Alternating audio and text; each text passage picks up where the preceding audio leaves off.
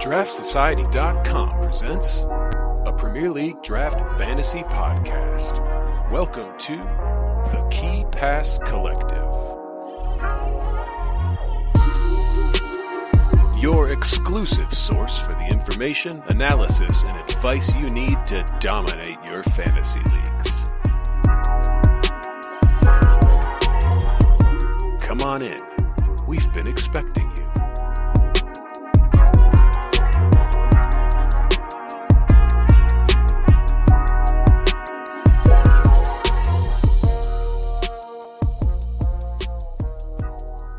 What's up, draft heads? How's everyone doing?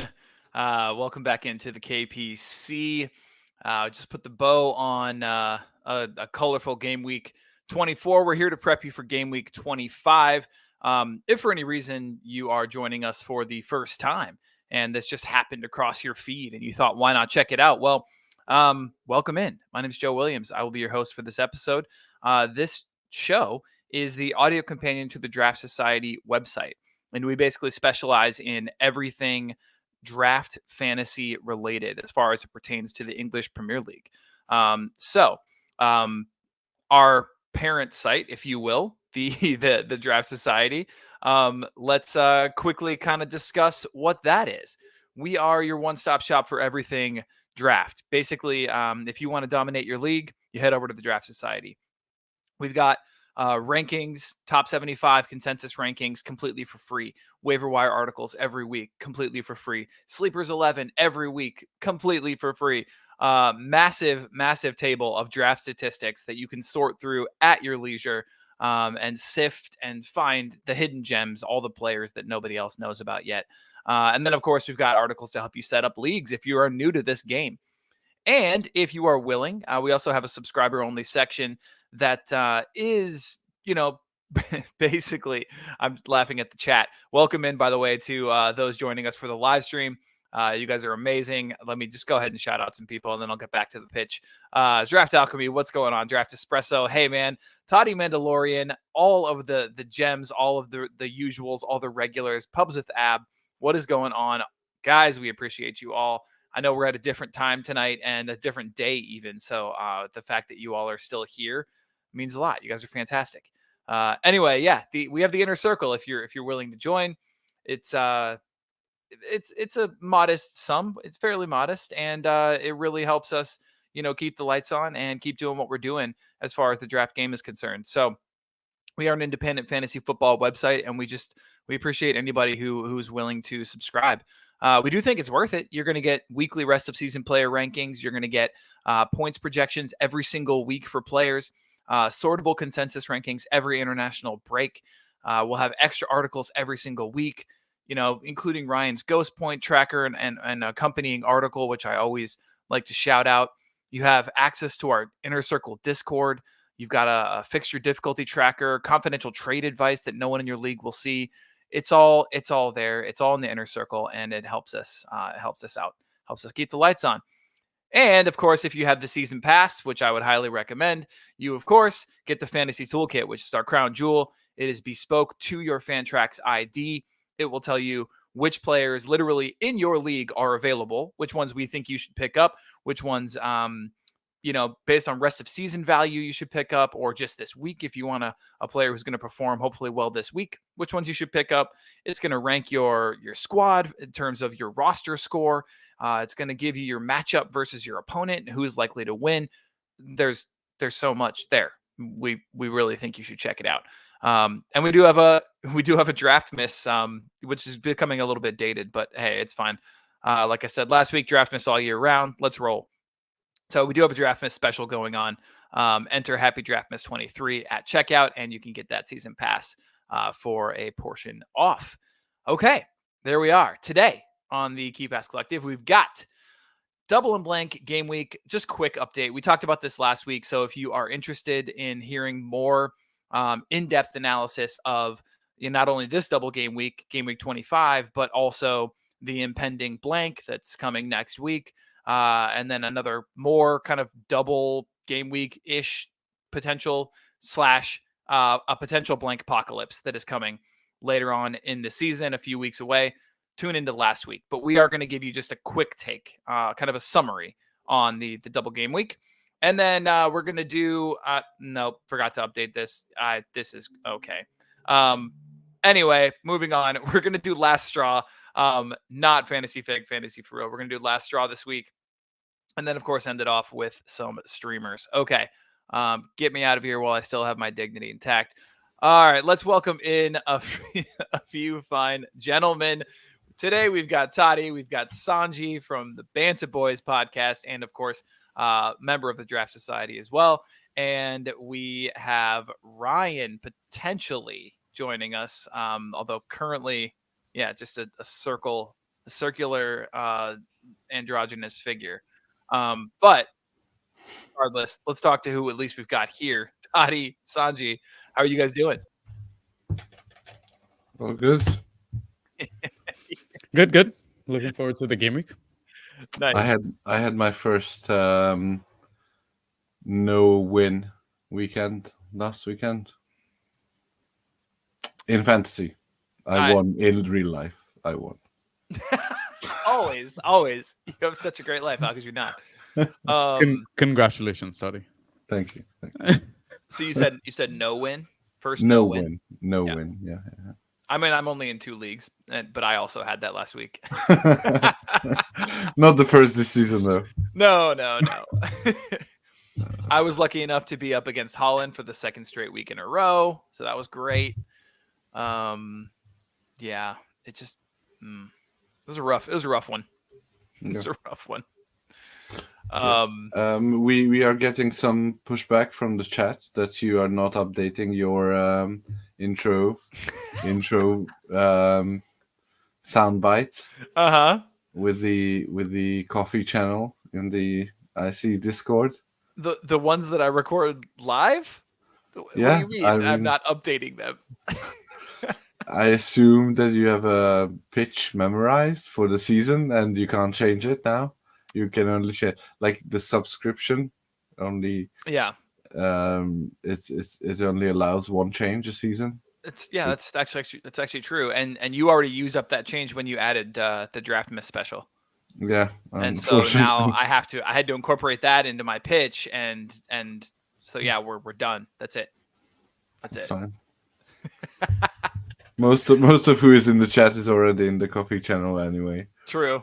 Draft Alchemy is not wrong.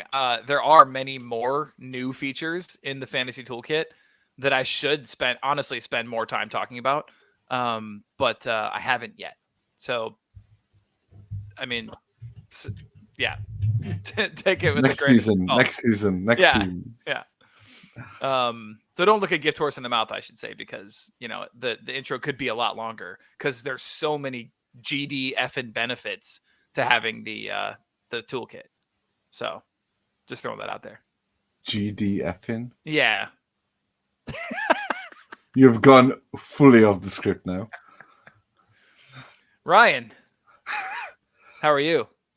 Mute. I'm well. Nice. Very nice. How are you guys? Am I to understand that you have your Valentine's Day dinner tonight? You are. You Nice. are to understand that, yes. So none of us are going to know. Mid-tuxedo. Oh, I mean, hey. Black tie affair. What did you have for dinner? Oh, no, I'm going to dinner in 2 hours. Where are you going? Some nice restaurant around the corner that we haven't gone to yet. I've found a loophole in the Valentine's Day planning that if you do dinner the day after, it's a lot easier to get a reservation. And who cares? It's only a day. So you do the flowers and everything else the day of, and then you go to dinner the day after. I like that. What's the fare? It is, I think, upscale American farm to table fare. I want to say. Absolutely.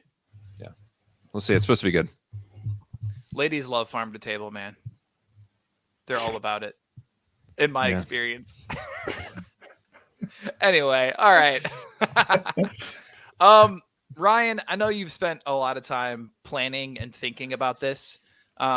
We got real in depth on double game week and blank game week stuff last week, but could you do just the summary / like Cliff Notes version of this double game week, kind of how we're approaching it from a fantasy perspective? Yeah, I've tried to start stockpiling some folks that I wanted for this double game week. Your Norgards, your Sambi Lakongas, some City defenders. I'm thinking I've mostly focused on Ruben Dias, who I think is more nailed to do two. Ake as well. So those ships have already sailed in most leagues. If your league is worth a damn. So yeah, I was kind of promoting getting those guys in a few weeks ago. But yeah, that all that prep work should have been done already. But otherwise, now that we're here, I think a lot of folks will be, if they start the first one, go with them. So like your Joe Gomez's, your Connor Bradley's, I think probably your Sambi Lakonga's, any Luton forward, obviously. Brentford, I think the only defender I would do is Pinnock or me, even though Pinnock, I know old Pinnock wouldn't even taken a second thought, but current Pinnock, I'm going back and forth. I think I'm going to do it, but I'd be reticent to do it. Maybe Reguilon, but I think he's kind of a trap, to be honest. I think that's what you're probably looking at. And yeah, I mean, we talk about it every time there's a double game week, but there's always a fair amount of traps, and a lot of the single game week guys that you'd normally be busting your balls to get on the waiver wire kind of fall by the wayside because everybody's focused on DGWers. Those guys can be gems. Thinking of some Brighton assets versus Sheffield United, some of the Palace guys, maybe. A few others that we'll talk about in streamers, but I think that's what you're thinking about. A lot of those guys. We're not gonna spend too much longer on this because again, last week we talked all about it. But Sanji or Toddy, are there any guys that in particular that that you think are traps this week that you're avoiding in terms of the double game week? For me, I know Ryan's on the fence as well, as he just said, but I do everything in my power not to start Pinnock. I know his history suggests otherwise, but he's been trash, even against decent and bad teams. And you're looking at starting against the two best teams in the league, or two of the best teams in the league. Yeah. So yeah, I think most of Brentford defense is a trap. Other than that, as you were, I'm doing double Luton D until kickoff, I think, and that's when I'll drop. So you come to your senses. Yeah. I like that though. Fake out your opponent. Yeah. I did that with John Stones last week. I think it didn't get me a win, which is ultimately the goal. So don't care. But it resulted in my opponent starting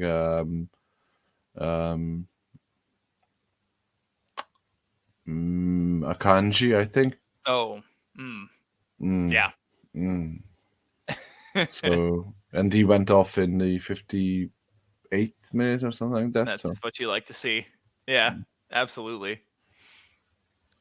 Anything, Sanji, before we move on from DGW? No, I think I'm with Totti and Ryan as well. I think everything has kind of been said. I mean, for me personally, I had double Luton defense last game because it was a nice transition going from worst team in the league, Sheffield United, into a double game week. But I feel like that's a trap, and we've seen several times where single game week assets can outscore double game week assets. So I don't mind like an Everton or Crystal Palace defense. Like now we know there's a change of management at Crystal Palace. Who knows if we might get a couple of new gems. Like they had a new transfer, Munoz, that came through. I don't know if we're going to touch on him at all during the pod, but he's been ghosting really well. And I'm sure Ryan must have spoken about him before. But yeah, other than like that fixture, maybe like a Nottingham Forest player versus West Ham. Like West Ham are struggling to score as well. Maybe Kiwior versus Burnley. So like Burnley struggle at set pieces. Apparently, that's all Arsenal was doing in Dubai during their warm weather training. So, love that. Good for them. Yeah, I think there's definitely single game weeks, like games you can target. Everton Palace, another one. Oh yeah, we'll come on to those. We will absolutely come on to those in the streamer section. But first, sorry, I just want to touch one last point. Sorry. So Liverpool and Luton, like teams like that, blank in 26 as well. Yeah. Right? So that's another reason maybe to jump off early for Luton. So yeah. Luton, Liverpool, Tottenham, Chelsea. I know audio listeners can't see the screen, so obviously. So yeah, those are the 4 that are blanking in 26. So plan ahead for that. Make sure you have cover. But yeah, good call. Good call. All right, guys. Let's do this. So we have the last straw. But that's the last straw.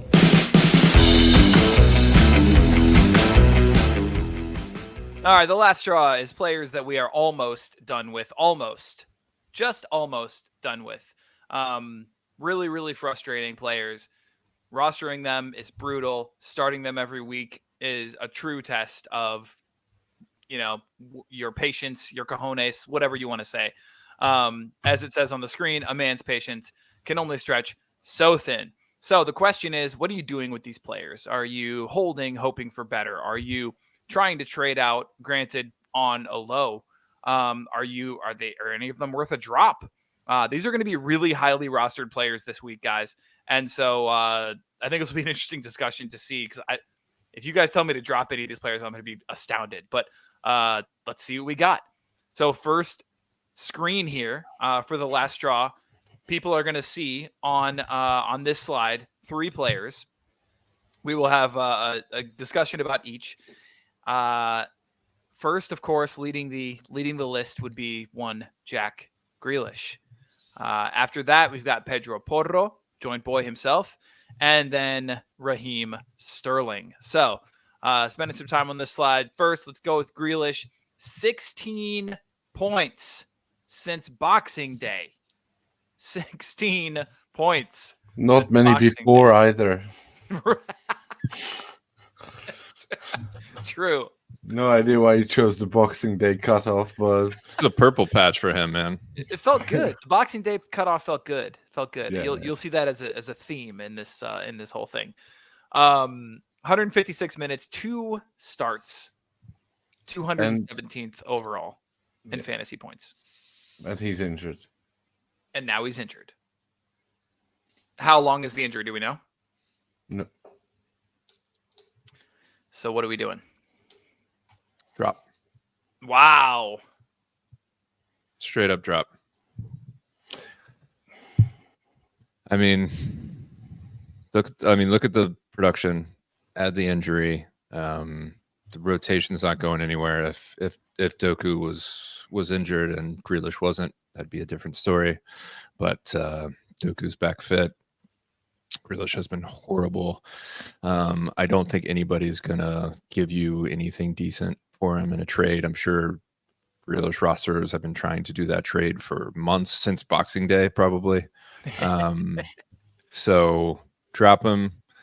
Somebody in your league might spend a fair amount of fab on him. I'm not sure what that would do to the waiver wire if you dropped him.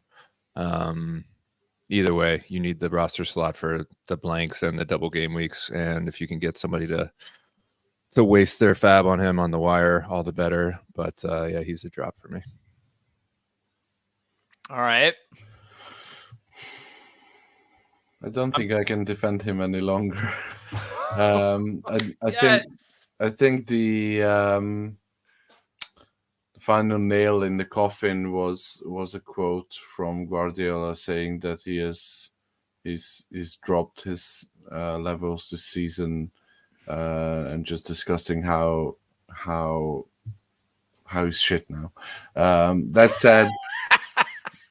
said, I think in a 12-team league, you will struggle to find better potential upside on the waiver wire.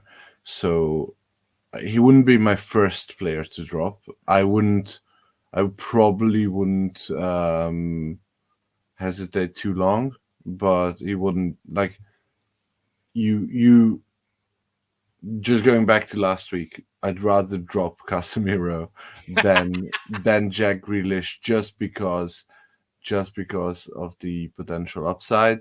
That said, that potential upside, if it never comes out, then it's he is the fantasy Freddie Adu. Oh, man. That This hits, season, at least this Reminds season. me of hits close to home for an American. reminds me of another one of your bad Arsenal takes when you called Yeah. Odegaard the Norwegian Freddie That's Adu. why I said Yeah. it. That's why I said it. Odegaard, another player I was against last week. Triggering. Yeah. Yeah, I mean, people making great points in chat too.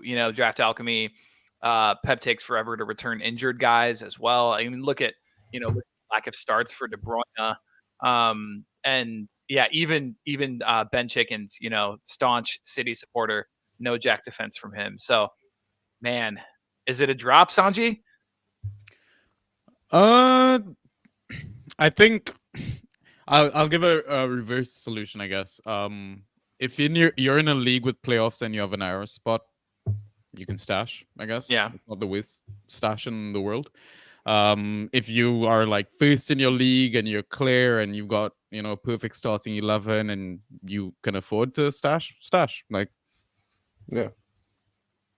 Yeah, I think pretty simple, yeah. the players you need to compare him to now at this point of the season and at this point of his season is the likes of, like, I've seen Reece James being picked up or held. I've seen Olise being picked up or held. I've seen Enciso being held from day one. Yeah, these are the guys I think who you are comparing Grealish to now. Oh, okay. Round 1 pick. Exactly. Man. All right. Well, I'm so glad I don't have this conundrum anywhere in any of my leagues. Toddy, I owe you so much for making me swear off City. I owe you, like, you convinced me last season that I don't have the patience for it, and I don't. Yeah. But he's been telling everybody else to pick up Grealish, and that's the original sin. I reserve my best advice for Joe. Perfect. I'll take that. That's great. Ben Chickens, I'd hold Tom Kearney above Jack. Let that sink in. Kearney is good. Yeah. I mean, lately he hasn't, but it's fine. I'd rather hold Jack Grealish than Reece James. Yeah. I mean, he was picked up in some of the leagues based on the news that he was back in light training. Right. I saw somebody pick up him in my league, and I figured there was something like that, but I haven't seen it. What is light training for James? Exactly. Like wiggling a toe? I don't know. It's an ice bath is what it is. He was able to go down to the shops alone. He went to the shops and then came back and complained that he felt something in his knee. No. He took the elevator back. So he took the steps downstairs, but took the elevator back. That's okay. That's he's light training. Remember. Draft Alchemy dropping Grealish for Semenyo right now. Yeah. Like it? Yeah. All right. Let's talk joint boy, Pedro Porro. Between the start of the season and Christmas, 21st overall, 11 points per game, 30 key passes, 6 assists. Since that time, since Boxing Day, Toddy, 56th overall, 8.75, 8 3/4 points per game, 9 key passes, 2 assists. What has happened to Porro? James Madison's back. Yeah, that's the easy explanation, right? It is, but as I think we've talked about, Madison hasn't been completely back on set pieces since he's been back, annoyingly, and Porro's stayed on those. But Tottenham defenders in general have been just horrific the last few weeks. We talked about Romero dropping 1-pointers. Yeah, I think it's also so maybe matchups plus Madison plus Son hasn't been there for him to target as well. I think he was probably on the end of some of those assists. So yeah, and I think also the fact that that they need some more stability. So they had Bissouma and Sarr missing as well from the defensive midfield. So I think I don't have the numbers to back this up right now, but I would think that he was less expressive to go an attack, and he was ordered back a bit more than usual. So yeah, it's probably a combination of all the things that we mentioned. Well, everything you guys are saying, Sanji, correct me if I'm wrong. This sounds like a buy low opportunity. Possibly, but I don't expect it to improve significantly with all the attackers back. I don't know. I think you kind of sell high at this point because like he has the history and all that, and maybe you predict, you get attack returns and stuff like that. But I don't see them keeping clean sheets. They're just gonna concede chances and stuff like that. So yeah, I think try and sell him. Yeah, remember that August to Christmas period coincided with everyone saying that Ange is the second coming, and he will make Spurs win the league in his first season and stuff like that. So I think he's just regressing to the mean. Like I wouldn't expect him to be at either 11 points per game or 8.7 points per game at the end of the season. He will be somewhere in between, but I think that is like between 9 and 10. That is the expected value of Pedro Porro, which is decent in this day and age for a defender. So I think if you have him, I would keep him. Honestly, I unless you're stacked at D, which not many people are, I would keep him because he's one half tier removed from the top defenders still with this 8.75 points per game. So like if you're not going to get comparative value back, I think. So buy low in a sense. If you can get him on a very low, then I would buy low. Oh man, your stacked at D comment is making the rounds in chat right now. No, I'm a hold. I'm in camp hold for Porro. I don't know about I'm with you, Toddy, on that one. I don't know about the rest of you guys. Well, we know Sanji. He's just said. Yeah, Brian. Yeah, he's a hold for me.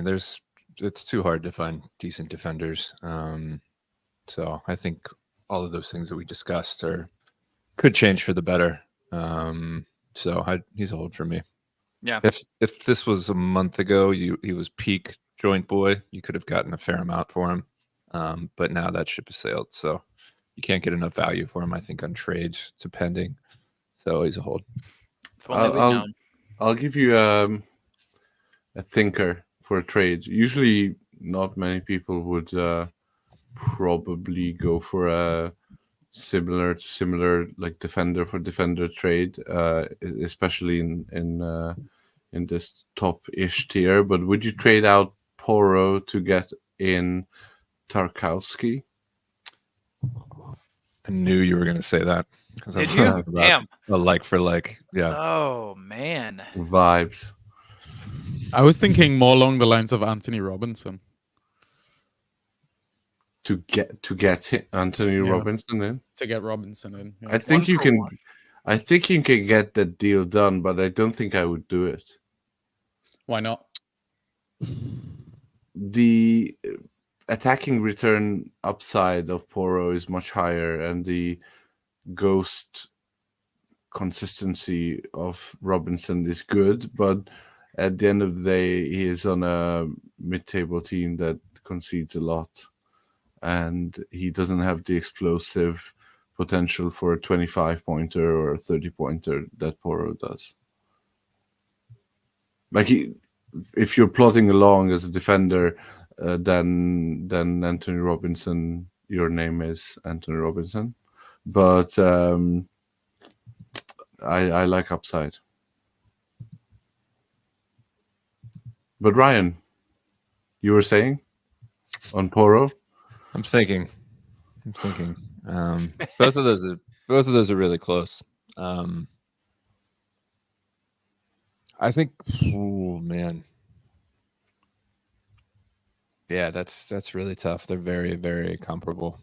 According to our useful draft metrics, which one can find on draftsociety.com for free, Poro's ceiling is 18.1, which is not the highest he's ever scored. The definition kind of for ceiling is basically like the expected kind of like highest end that you might be able to kind of like hopefully expect from him if he were to have like a really good outing.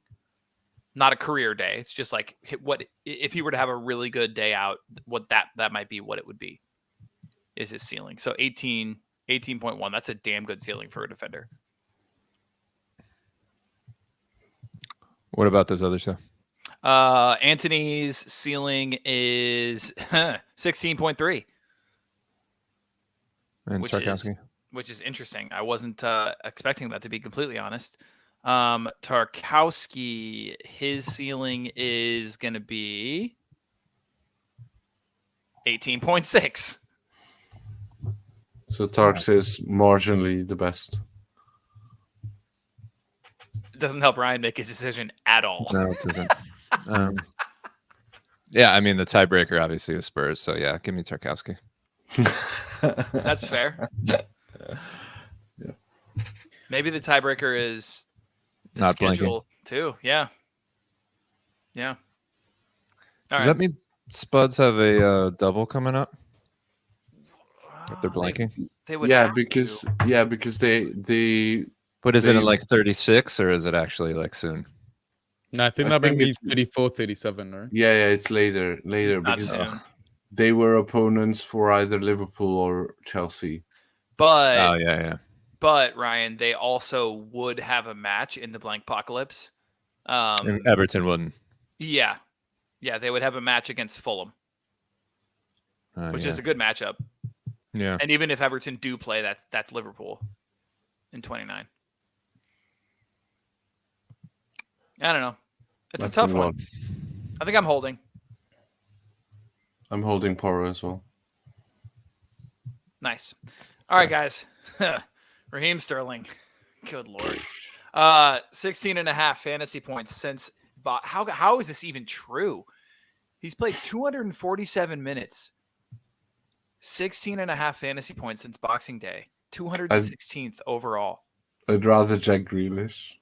4.1 rather Casemiro points per game.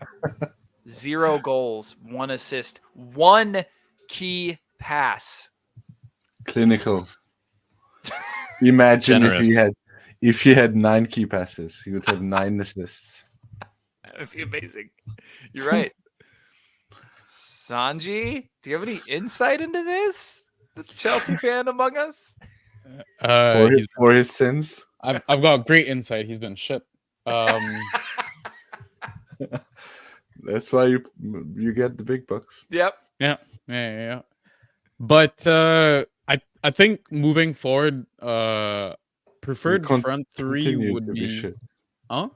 He will continue to be shit. Oh well, yeah, that should be expected. I'm not. This isn't a defense or trying to save Sterling by any means, but I think preferred front three moving forward, like if they were all fit and it was possible, you probably see Nkunku, Nika Jackson, and Cole Palmer. If Nkunku isn't fit, I think Noni's gonna get those minutes. So Sterling is kind of fighting with the likes of like Mikhailo Mudryk and stuff like that. It's pretty bad. I mean, you look at games and stuff like that. Game state, like I think when we were losing to Wolves 2-1, there was an opportunity for Sterling to at least hit the fucking target. Sorry, but no, you're fine. he wasted the chilly chance. But it's like big chances like that you expect a player of his caliber to kind of put away and have big moments and all that. But he's not having that at the moment, and he's making poor decisions in big moments, like when he should be passing the ball, he's missing the goal, that sort of stuff. Like, yeah, it's not good for him. He's definitely out of Man City. Yeah, I mean, like he won a lot at City. I could understand like any player wanting to kind of find a new challenge, and I'm sure like working on the Pep is no easy task, right?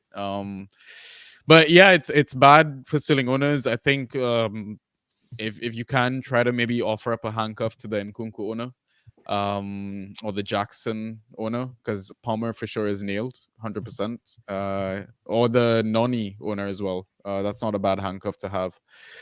But yeah, it's bad. How many games are left for the season now? Maybe 13, 14, something like that? Yeah.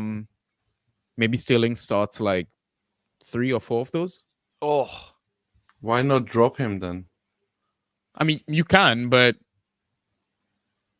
yeah, you might as well, to be honest. Yeah, probably. Yeah, you might as well. Try to trade out first. See if you can. Yeah, that's what I'm saying. Like, obviously, try to. I mean, do what Ryan does. Try to get a cheeky buck, right? There you go. He was traded for Timo Werner in my home league. I'd probably want Timo. I feel like it's less competition for Timo. I would do that. Not saying like Timo's nailed or he's gonna start or whatever, but I think Timo gets more minutes than Sterling rest of season. He will enjoy your bench more. Yeah. Yeah. He's I mean, grateful, if you have a bench league, I'd still take Timo over Sterling. But, Bench league. That sounds like a really great league to be in. Only players who are benched. That'd be a really interesting league, actually. Kevin De Bruyne would be killing it recently. You can only start people on the bench. Exactly. Yeah. That's what I mean. Yeah. Interesting. Yeah. New concept for a new game, guys. Let's go. Okay. All right. Wait. My God. Wait, who's your first pick? Bench league for the bench league? Yeah, next year. Who's your first pick? I'm talking everyone's healthy now, so KDB is no longer your man. Ooh. Who comes off the bench? Chat, who's your first pick?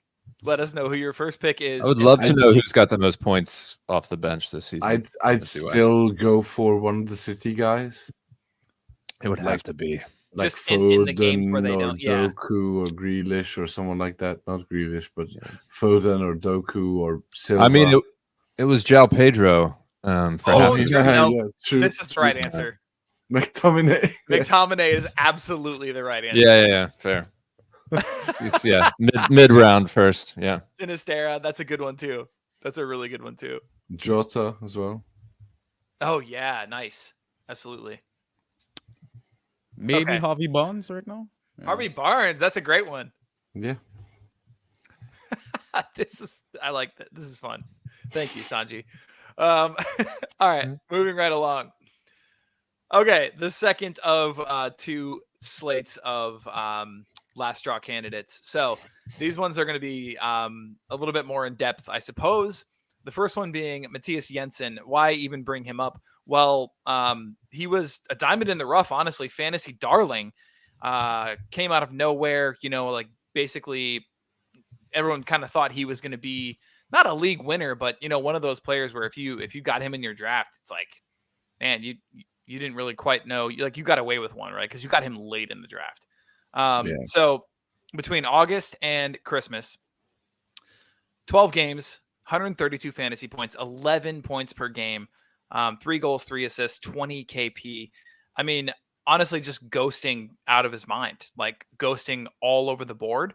Since that time, we've seen 6 games, 31 points, 5 points per game. And the biggest thing we're seeing, because he's still got the assists, he's still got some KPs, but the ghosts are just gone. And his whole thing is, he would ghost, he would do everything. He would get tackles, he would get various different ghosts from all over the park. And those have just dried up completely. Do you guys have any like explanation for this? Is there something that like we're missing that makes total sense? Oh, Mbomo's injured, or I guess I'm just not seeing a correlation here that makes a lot of sense to me, other than Brentford's form is in the doghouse right now. Yeah, I haven't done the analysis to see if he's taking less sets. If Mbomo not being there means that he's not getting any assists but finishing them off. Obviously no Tony hurt him, but even with Tony back, he's not doing it. So yeah, it's a weird one. I mean, Regs is taking some corners, so he's definitely not. He doesn't have, like, Jensen doesn't have a monopoly on the sets, which I expected with Mbomo out. I think in the past before, like, Jensen also struggled to finish games, and I think it might have been like fitness in terms of like just physicality getting through the full match. And like last 3 games, he's been coming off early as well, right? 68, 76, 56 minutes. So even that alone is a concern. But now you're looking at the double game week. Like, surely you start him? Oh, for sure. Yeah, absolutely. Yeah, you definitely start him. Yeah. So then maybe hope he comes up with some magic and then try to sell high right after the double. So Ben Chickens is saying keep the faith. He said in chat, he's recovering from injury. Double game week will kickstart his revival. Thinks he's a buy low. Yeah, could be. He was out for a little bit. Yeah. Give the man some time. What do we think? I don't know. It's a tough one, honestly, because honestly, I mean, I didn't expect him to be a fantasy darling in the first place, which is why I didn't draft him anywhere. And then, of course, live to rue the day. You drafted him as your mid 4, right? And he performed as a mid 2. Mm-hmm. So if he will continue to be your mid 4, possibly moving up to being your mid 3 in the next month or so, then you're still in the black regarding his production. So I'd probably keep him, but I would keep him on the bench until he starts putting up some numbers after the double game week. Yeah, definitely play him for the double. Yeah, for sure. Like Brentford are on 25 points. They're a bit too close to that relegation zone, so like they really need to start winning games, scoring more goals, that sort of stuff. So, I mean, you can maybe hope that he's kind of part of that resurgence. Yeah. Yeah. True. All right. Anything else on him before we move on? All right. Let's talk about Purvis. Oh man, Estupiñán has had a rough run of fixtures recently. Right after Ryan and I both thought we got him for a steal off of waivers. August. So here's the interesting thing with him. August to Christmas, didn't play from October 8th to December 21st. Right. So only 4 games started, which is interesting because you kind of think he's been doing more, but he really hasn't. 63 fantasy points, 10.5 points per game, goal, 3 assists, 13 key passes, which, I mean, it's not that many. I guess in 4 games it kind of is, but I don't know, that's game started. He might have come off the bench for some other ones and had some key passes. So yeah, not a ton. Since that time, 4 games started, 42 fantasy points, 7 points per game. Not the worst considering defenders this year, but 1 goal, no assists, 5 key passes. So the attacking returns are not there. That could just be luck, or I don't know. It's hard to say. Or just this is his baseline. Because really, with 4 games early in the season, and then the extended injury, and then now 4 games since, have we really gotten to know truly what he's like as a fantasy asset? When I was doing some research on this earlier, and I'll stop hogging the limelight here in a second, but when I was doing some research on this earlier, what I noticed was, in his games where he did play early in the season, he had, guess what, a 26-pointer against Luton and a 20-pointer against Wolves. That's going to go a long way to bolster that point per game number, right? And so I kind of wonder if he's just been dining out on that the entire season. Well, we know what he can do when he's cooking, so he's not really an unknown quantity. I mean, he can have games, as Toddy talks about upside a lot. He has a ton of upside in which, he can notch two assists in a game and drop 30. But he can also go negative given how many goals Brighton concede. So he's, I don't want to say boom or bust, but he's one of those guys that you don't often know what you're going to get. Usually he can go well to offset goals conceded, but this latest version of Stupinian seems to be a little less dangerous. But hey, yeah. I'm starting him this weekend. What could go wrong? Same. I mean, if you're not starting him at Sheffield, then yeah, drop him. Oh Lord, watch he gets benched. I think later game too. Yeah. I think it's more to do with his actual real life production and sort of contributions. So I think he will. He's been ordered to play less attack recently, as Brighton tried to keep that elusive second clean sheet of the season. So yeah, but I think it's a similar situation, although obviously less of a stellar beginning of the season, but a similar situation to me with Porro. Like he has potential to be a top 10 defender rest of the season, and realistically, what can you get for him right now on his numbers since Boxing Day? Thank you. Yes. I don't think you can get close to potential value. No. Of course not. Especially if you're looking to trade defenders for defenders. Yeah. Like he's another tier or half a tier removed from the players that we talked about, the Robinsons, the Tarkowskis, and the Poros. But he's definitely not droppable or by any stretch of the imagination, I think. I would agree with that. Yeah, completely. No, I mean, there's a reason why, there's between the injury and a previous run of bad scores, which, let's see, happened, would have happened in like September, right?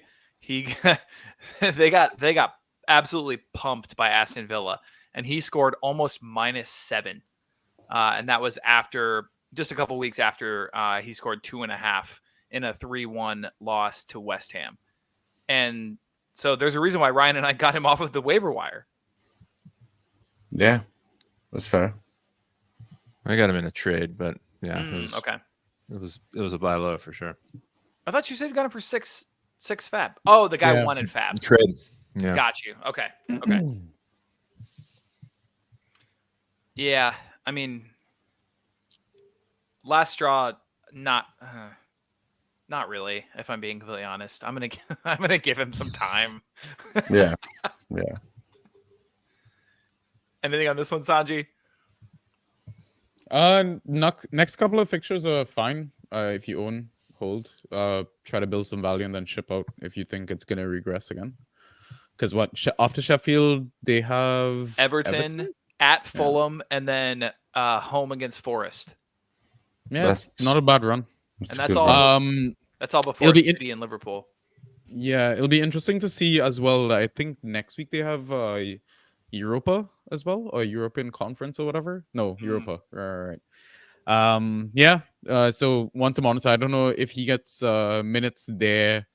Given the injury and stuff like that, he might miss minutes in the league as well if they kind of prioritize Europe, which they were doing, I think, early parts of the season. So just take it one game at a time. Sheffield United is a very, very good game, I think, for them. So yeah. All right, I like it. All right, our last draw candidate for the evening. I didn't mention this is going to be a short one because I didn't want to jinx it. But it will be. Ryan's got dinner plans. We got to get out of here.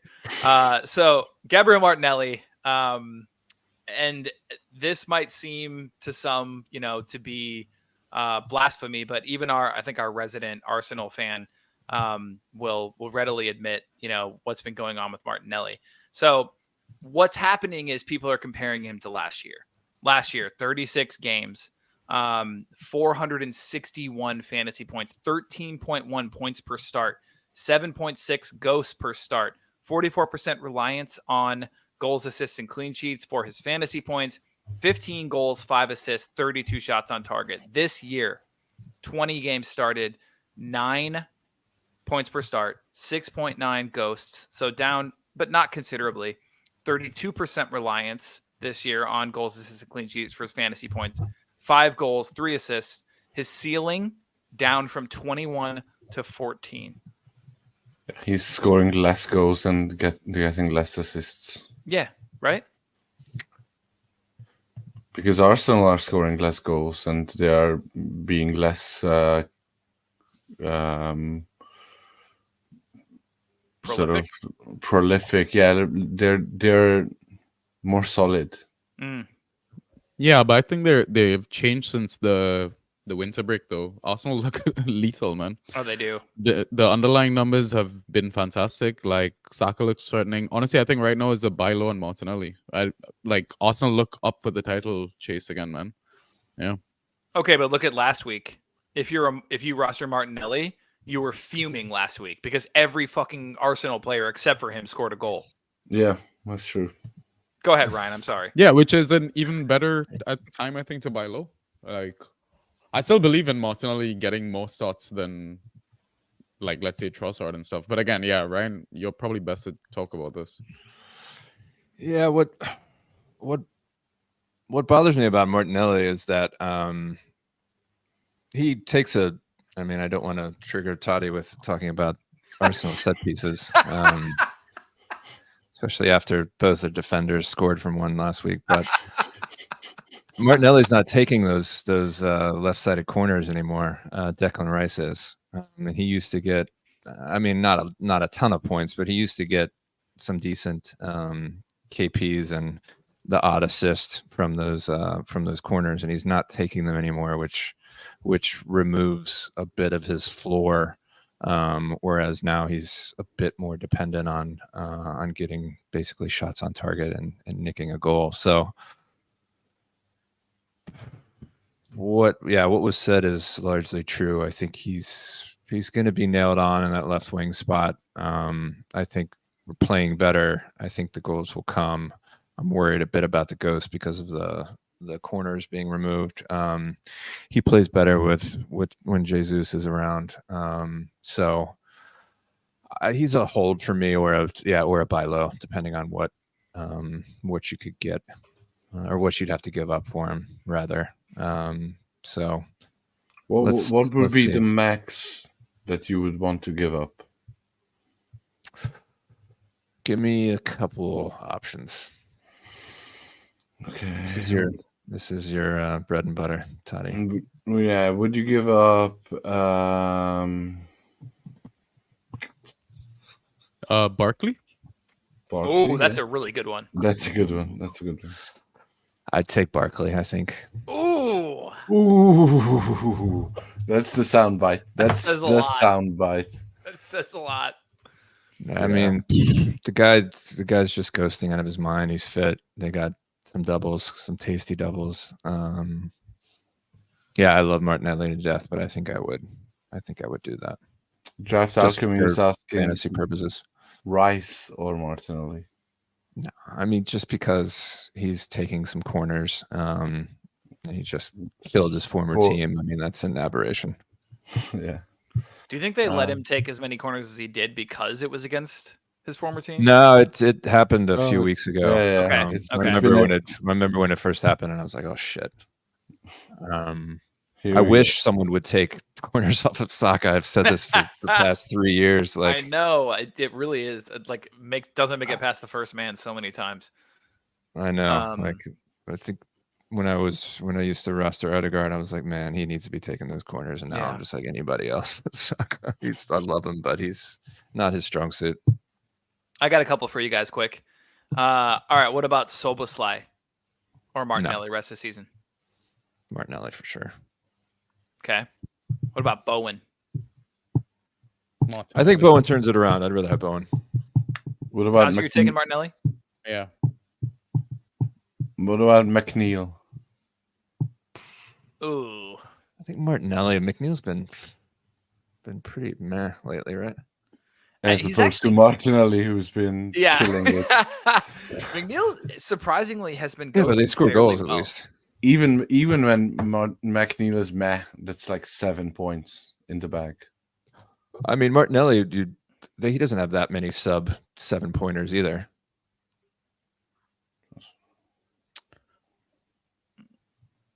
That's true. I'd probably rather McNeil, but it's close. I got 2 names. Right. Douglas Luiz or Martinelli? I still take Martinelli. Martinelli for me. Luiz has been better than I thought he would, to be fair, though. Morgan Gibbs-White or Martinelli? Oh. Start of this. Yeah, I think I'd still do Martinelli. Well, Morgan Gibbs-White arguably could be on this list.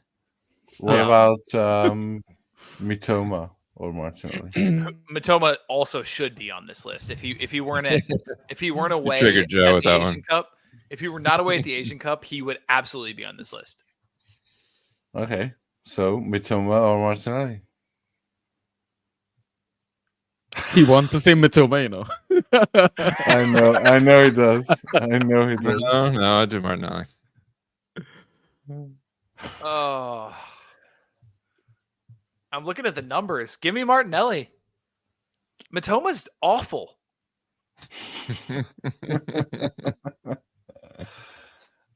7.5, 4.5, 0.5, 4.5, 17, 8, 3. Like, those are the numbers of like Joe Willock. Rest in peace. Yeah. Sorry, Joe Willock's my go-to anytime I want to like Put some bash. down. Anytime I want to bash a player, I call him Joe Willock. All right, sorry. Anyway, yeah, I'm getting triggered, and Chad is registering that. So, yeah, I mean, okay. So I think we've covered pretty much all the bases. Are we good to move on? Yes. All right, nice. So yeah, like I said, we are actually going to keep it a short one. We're going to go ahead and wrap it up with some streamers. If you guys have any questions before we sign off, drop them in the chat. And we'll try to get to those before we do sign off here tonight. But we are going to hit you with Gameweek25 streamers. Ryan, we'll let you start us off, and then if you want to bow out, man, go for it. Cool. Oh, I took Norgard out of this because he's obviously not a streamer. Home leagues, maybe. I mean, yeah. Some people are recommending him to be picked up. Yeah, and I don't want to be that guy because I picked him up a month ago. And you should be that guy. I got him instead. last week. So, yeah. By the way, I think. Thank you for that streamer call last week. Oh yeah. I wish I would have taken it myself. Would have saved myself a lot of heartburn. I went Sambu the Conga just because I like him a lot better. But yeah, Norgard was the play. Yeah, Joe Gomez. I don't know why folks keep thinking that that Conor Kwanzaa Bradley. has a better Yeah. chance, or Connor Bradley. I think Gomez has a really good chance of doing the first one, and potential to do the second one. He'll at least get one. I'm hoping it's the first one, so that if he doesn't start the second one, he can at least get a sub appearance. But either way, I had to drop Gomez in a lot of leagues over the weekend, and then thankfully I was able to pick him back up because I think he's still going to be a good asset. So, what if he doesn't start Brentford? What do you do? No, because there's a chance Bradley should be fit and firing. I mean, he was out for personal reasons, obviously. So he's back in training. He's ready to roll. If Bradley starts the first one, I think there's a decent chance Klopp goes with him for both. Yeah, I don't like depending on the second one. So, but I'm just thinking, like, I think I'm still holding him if I can. It's the issue is it's the first game, so it's gonna be a long ass hold. Yeah, I know. Depends on what my options are, but I'll give you. It goes the same for Conor Bradley, right? With the TA injury. Well, hold on. If Connor Bradley has more upside, if Connor Bradley doesn't start the first, definitely holding him. You're absolutely starting him, right?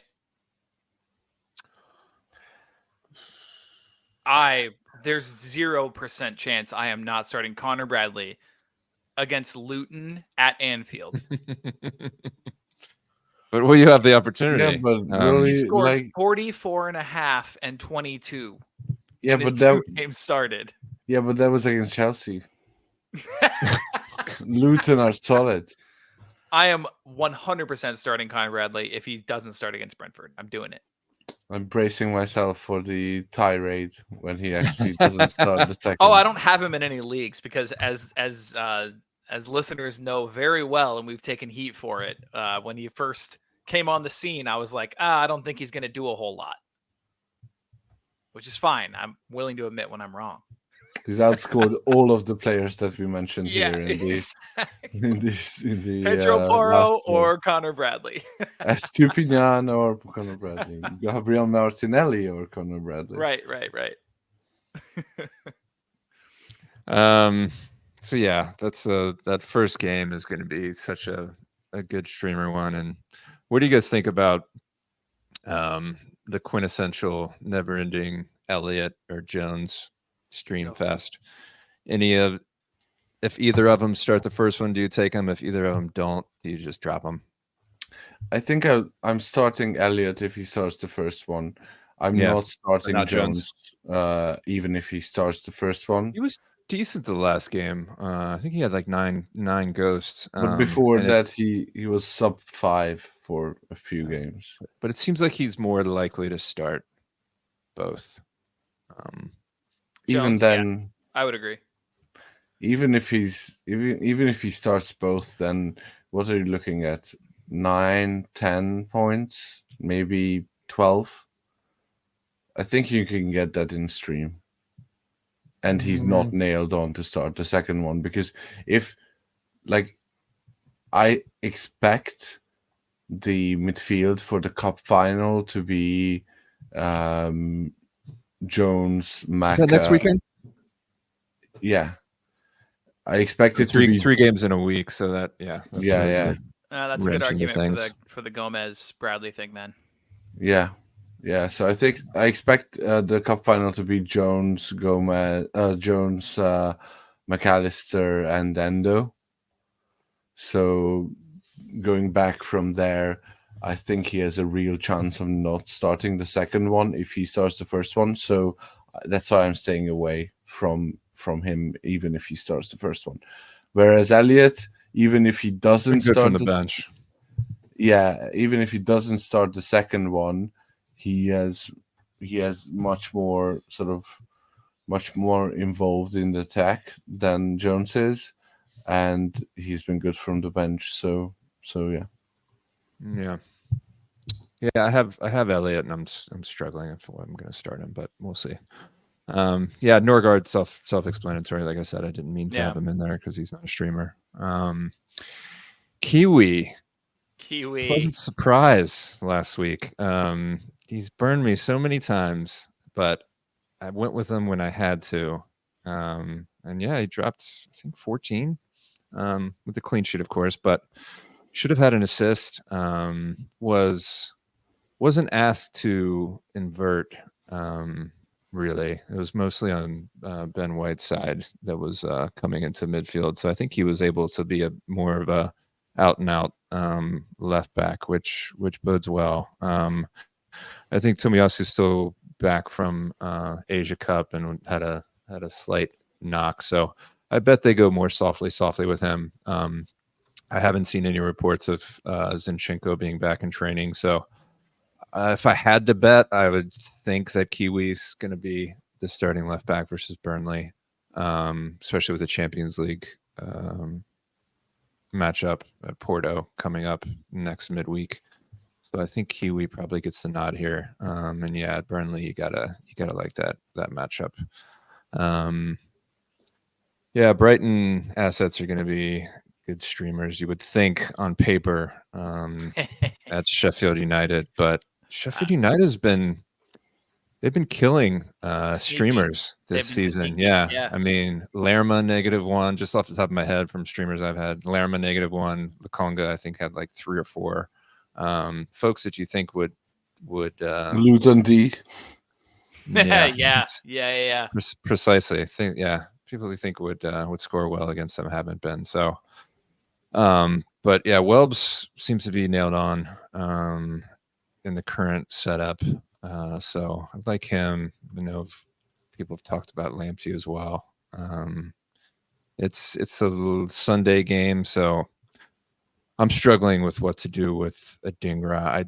I mean, he's been partying in Abidjan all week, probably after the African Cup of Nations.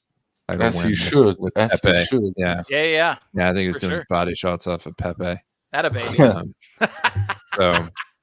So I doubt he starts straight back in, and it's a later game, so you can't. I wish it was an early one, but I'm guessing Adingra comes off the bench, so I wouldn't count on that unless you have someone like Welbeck as cover.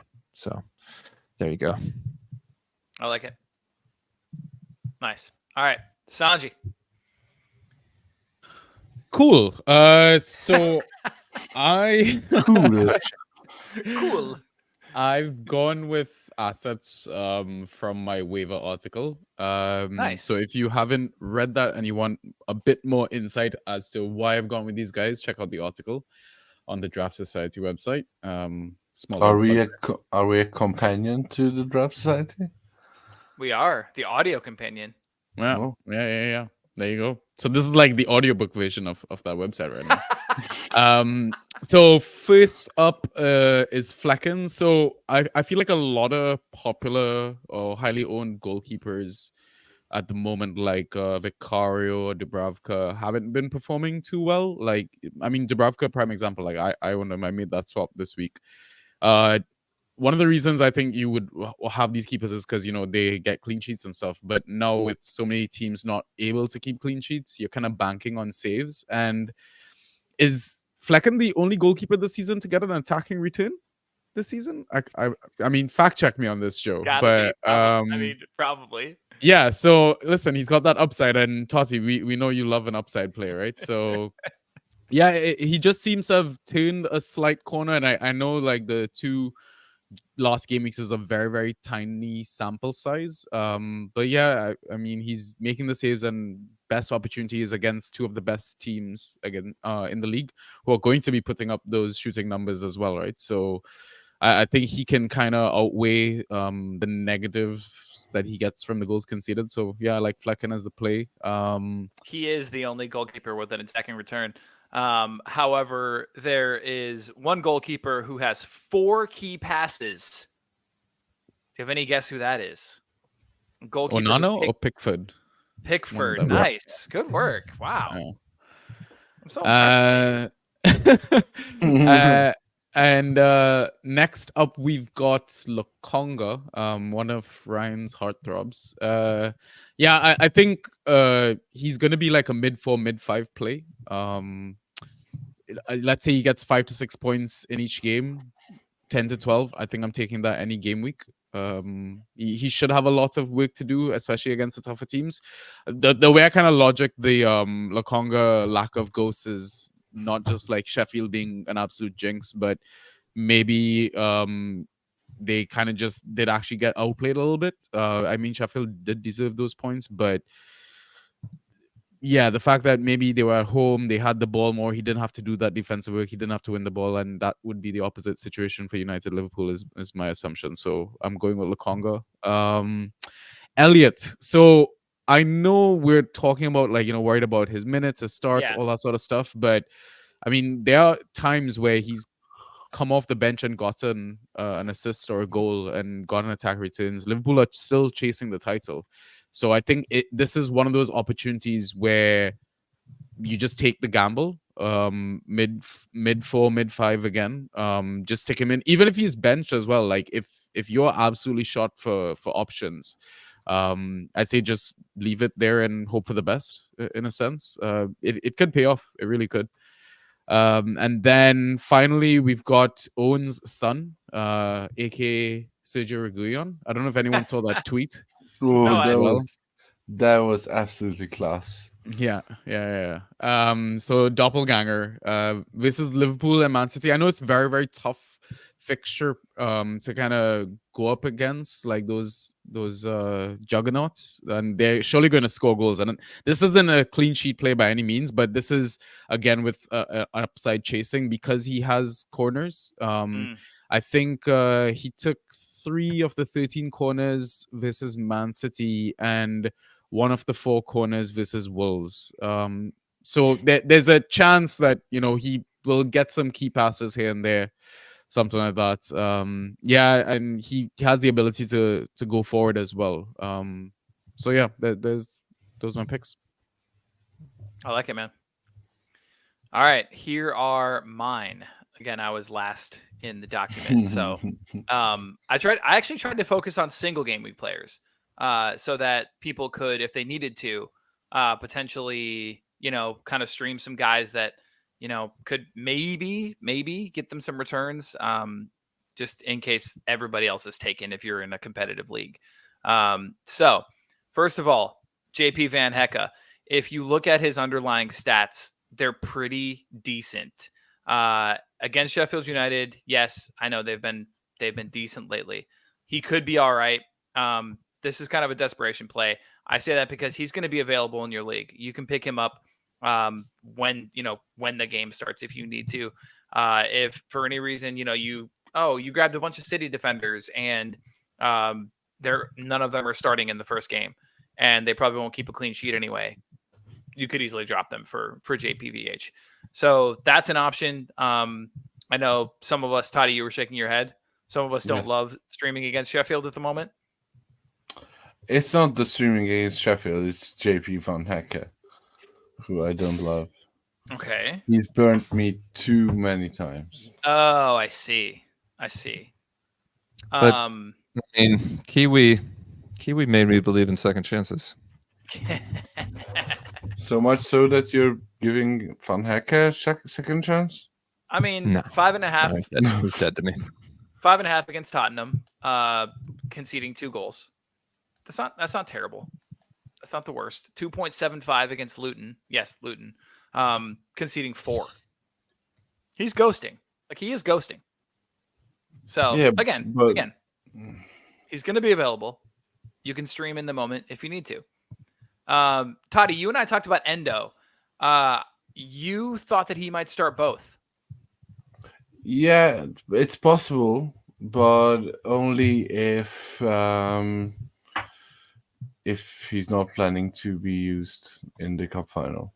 Yeah, which I think if I was a betting man, I would bet that he will miss one of these games. I think either way, he'll probably come off the bench. If Liverpool go up against Luton, there's a decent chance he comes on to kind of like see it out. I think he could ghost his way to 12. And that's kind of what you're hoping for. So, I mean, yeah, they're a worse place. Richards against Everton. This, I know we talked about Palace assets, Everton assets. This is one of those. I looked up, teams that cross the most in the entire league. Ryan, you'll be happy to know that Arsenal are third. Number one is Luton, which you're not getting anybody who's playing them this week because they're all taken. Number two is Everton. And so I think Richards is going to be busy. I think he's going to have himself a nice opportunity for a whole bunch of aerials. So that's a thought. Also, this is one of those, literal streamers in the moment. If he starts, I was surprised to see Ansu Fati available in 40% of community leagues. And these are really, really, really involved leagues. He's back. He's fit. He's healthy. And it's Sheffield and on United. the bench. And he might be on the bench. Yeah. But if he starts, keep an eye out. And finally, Mateus França versus Everton. He's been decent. This could be his breakout match. We'll see. I mean, he looked lively last match. I watched it. He looked pretty solid. He looked raw as hell. Yeah, for sure. But you can tell he wants to make things happen. That's fair. Yeah. And he this should have opponent, scored a goal. Actually, Yeah. gone to a good position. This opponent is not as daunting as you will, as Chelsea. Oh well. I'd argue with that. Fair enough. All right. Top 10 ads in the community leagues. We'd like to bring this up just so that folks can see kind of what's going on in the leagues that are uber involved. So top 10 ads, meaning the difference between the rosterhood before and after waivers ran this week. Number 1, Joe Gomez. After that is Mark Flecken, Harvey Elliott, Adam Wharton, the Crystal Palace midfielder. Adam Wharton also featured in Gavin's Streaming 11 this week. Wait, not Streaming 11. What is it? Sleepers 11. Thank you. Yes, Sleepers 11. Rodrigo, Frankie Muniz, Ederson, the goalkeeper, of course. Vitaly Janelt, who I think is a trap personally. Connor Bradley and Kyle Walker this week. All right.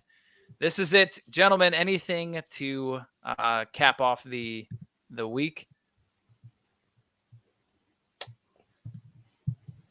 If you're in or around the Richmond area, join us for Draftapalooza.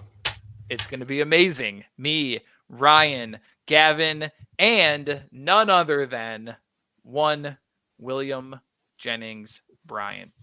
Sorry, Willian Jennings Bryan. Got to get that straight for the record. Nice. Yeah, join us. Hit us up. DM us if you're anywhere close, and if you want to meet up for a beverage or to catch a game, we'd love to. All right, this has been the KPC. Ryan, have a great dinner. Thank you. Sanji and Tati, thanks for staying up with us as always. Love you guys. Listeners, you guys are amazing. If you made it this far, you are the absolute best. You're the reason we do this. Hit us up with any quandaries that you have. Send us a DM. Add us on Twitter. However you want to get after us.